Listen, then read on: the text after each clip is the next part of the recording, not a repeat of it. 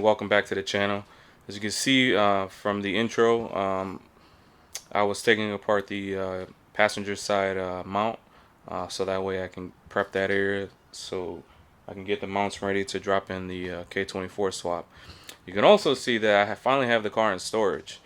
I figured it was just easier for me to put the car in storage where it was before. I wasn't able to work on it based on every time I would go work on it, it was very muddy. So I killed a bunch of weeks on working, being able to work on this car based, I couldn't. It was just too much mud wherever this car was stored. So the only reason why it's here is because I finally paid off my Snap-on account, so I'm able to afford an extra storage for this project $300 Civic. So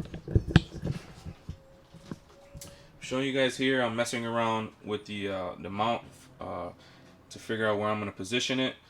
I'm going to obviously spray some primer and actually some weld primer that I have specifically to weld on top of. It's a primer, and I got to figure out where this mount is going to be positioned. I do want to add some stitch welds around it.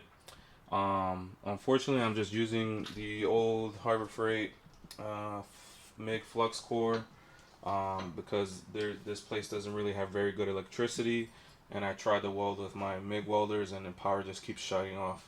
So I did use the flux to cover up the holes, and I did grind them down slightly. But right now I'm trying to figure out where this is going to go because I really want to just drop this in today. I don't plan on painting the engine bay, making it look all really nice, honestly, because I just want to drive it. I just want to drive this vehicle. It still needs some work in the suspension areas. Lower ball joints, inner outer tie rods, but that's stuff I can get fairly quickly. As far as the looks, this thing is a bunch of different colors, but I just want to drive a Honda. So I'm going to try to get this in here hopefully today, and that's one thing out the window. So once that's in there, then we'll work on everything else to try to get it running 100%. There's not going to be AC. Took apart the AC components. But I have everything for the swap. I have everything to make this car run. So we're going to do one thing at a time, and hopefully at the end of this video, I'm one step closer to driving this thing. So just stick around. Alright guys, so I think I got it all figured out with the positioning of the mount. It looks like it was fairly simple. I haven't done much research on it, but I think I'm 100% sure I'm right. So I went over to the box here. There's a box right here, and it has my eBay motor mounts. It's the cheapest K-swap mounts that I can find. and I had it in this vehicle for a few months now. But there's no instructions. It's not Passport. It's like some other brand, but it's just what I can afford on my budget. So you see the mounts here. You can see that, you know, it's fairly welded, really nice for whoever, the company that actually made this. But if you go down on the bottom here, you're able to see these two holes. So I just pretty much grabbed the longest bolts that came with the kit, and I made sure that they screwed in there, because obviously the longest bolts are going to be for, you know, to come down and then bolt through those holes there. So that's what I'm going to do. I'm going to use these bolts. I'm actually going to have to just drill two holes. Drill two holes, one there, one there. Make it go all the way through. Also, I need to mark down, because I want to weld around all these important spots. There's only going to be stitch welds, like maybe 8 to 10 stitch welds, 1-inch stitch welds. So I'm going to have to grind down this mount to metal on the areas that I want to weld. It's probably going to be like, let's say, another weld right here, and possibly another weld right there. Maybe one, if I can get one in here, or two. You just want to hit it where it's flat.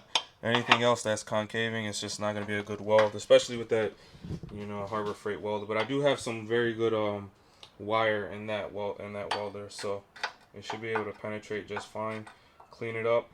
But I'm going to also use this primer here. This is a weld-on primer. You know, you pretty much primer wherever you're going to weld, and then weld on top of it, so that way nothing is going to be exposed with metal.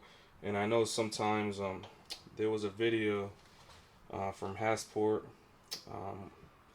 and they pretty much showed how an engine bay would look if you don't put primer underneath, and after a while it'll turn brownish and rust up on the corners here. So that's really what got me wanting to get this primer, because I don't really want rust showing after a few years and stuff from that. So this is just one I got on eBay, Amazon, and it's galvanized. What is it? Galvanized, action protected. There's some other brands out there, but it's weld through primer. So I'm gonna give this a try, and we'll get to it.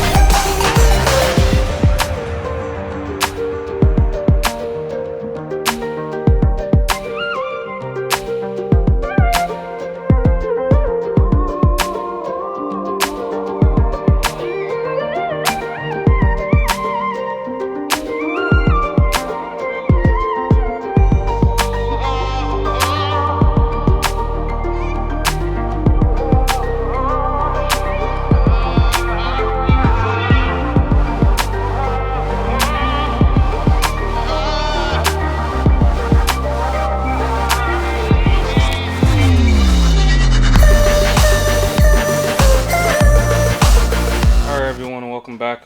Thanks for sticking around throughout the video. So right now I finished the mount over here. I'm going to show you guys pretty much the Harbor Freight welder I already knew wasn't going to be enough for this particular motor mount that I'm doing here because of the thickness. My gas welder is in the other garage, but I need to get a gas welder to finish up the welds here. I can almost tell that they didn't penetrate very well.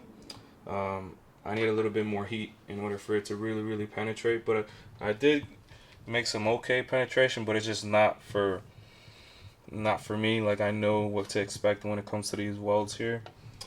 So I pretty much grinded down the welds, and I primered over with the welding primer again. So that way, when I drop the motor and get this thing running, I can take it home and try to use a plug-in at my house, 220-volt plug-in at my house, and just touch up these welds here. Like, I can see that this just needs to be welded in a little bit better, and over here. So I grinded them down because they were just hideous, and I was already expecting that. But I can show you that. So I wanted to get more welds down there. And you can see the corner weld up here. But that's going to cover this mount for right now. It's good enough to drop in, and it's actually very sturdy. So now that it's bolted in there and bolted in all the way on the bottom there with the nuts and stuff. So it's actually very sturdy. But with the vibration and stuff, if I leave these welds here over time, I feel that with the vibration, these welds could crack a little bit at a time. So that's why I want to get the MIG welder and just touch up those areas there. But right now I'm going to go on a lunch break. I'm going to come back and hopefully get this in here before the end of the day. I'll have the rest of the mounts here. I have all the rest of the mounts in the box. But let me grab something to eat and we can get started on that.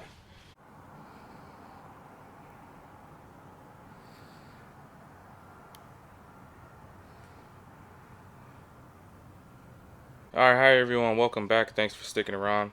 I got a little ahead of myself. I had a bunch of stuff to do and I had to go back to work and stuff, but we're back here. I was able to take care of some things before I had to work today.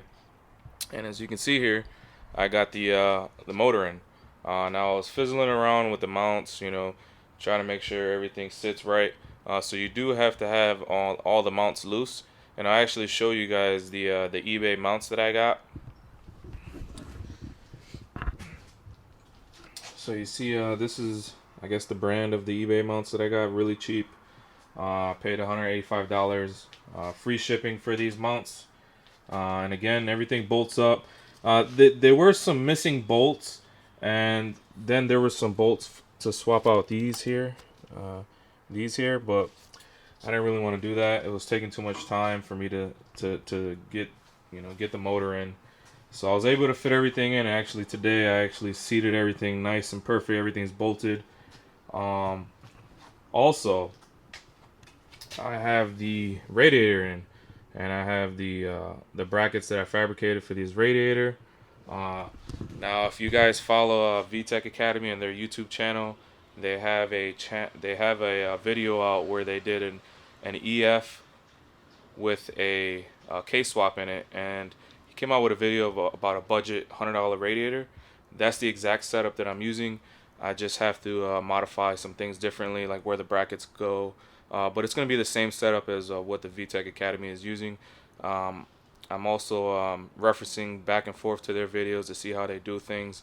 So it's going to be a similar setup engine-wise and all that stuff to what VTech Academy has been doing for a budget. So they also use this area here where the radiator goes for a fan sensor. So that's what I'm probably going to be doing as well. Again, this is my first K-swap. And this is a budget K-swap, so I'm definitely referencing to what VTech Academy has been putting out and going back and forth. But what I have to do is I have to do the fuel, and then I have to obviously, you know, do the rest of the hoses and stuff for the cooling, and I have to get a cooling fan. So I'll try to get that up on the next video. But I'm going to end it right here since this is the end of the video and I got everything that I wanted to do. And I'm finally making progress. It's not going to be pretty. I don't care. I just want to drive it. It's going to be on a budget. and it's going to be hitting the road soon here in Texas. All right, so thanks for tuning in. This is Manga Manny 009.